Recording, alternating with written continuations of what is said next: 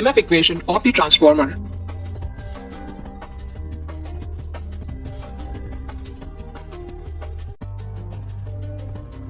The mutual flux in passing through the magnetic circuit formed by the core links both the primary winding WP and the secondary winding WS.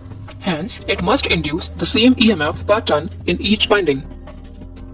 The total induced EMF in each winding must be proportional to the number of turns in each winding, that is, E1 by E2 must be equal to N1 by N2, where E1 and E2 are the primary and secondary induced EMFs, and the N1 and N2 are the number of turns in primary and secondary winding respectively. We can see that the mutual flux phi varies sinusoidally with time between points A to B, and the total change of flux is 2 phi am wavers. This change of flux occurs in a half cycle of time, that is t by 2 seconds, where t is the time period or the time required for the wave to complete one cycle.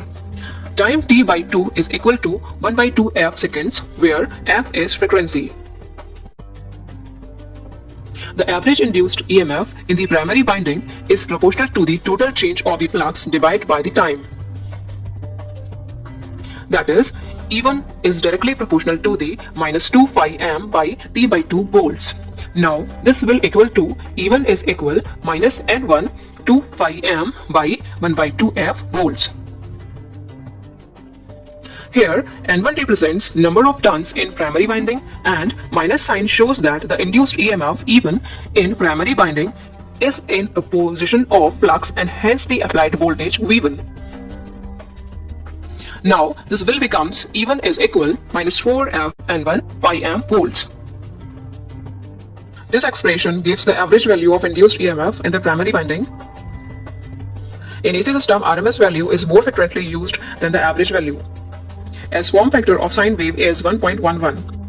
RMS value is equals average value multiplied by the form factor. Therefore, RMS value of induced EMF in the primary winding E1 RMS is equal minus 4.44 F and 1 phi am volts.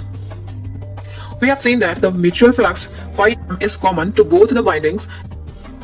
In similar way, we can find the RMS value of EMF induced in the secondary winding is E2 RMS equal minus 4.44 F and 2 phi am volts. So, these are the EMF equations. Another important expression for transformer is the transformation ratio, which is the ratio of the induced voltages in the two windings and is represented by K. That is, K is equal E1 upon E2 is equal N1 upon N2 volts.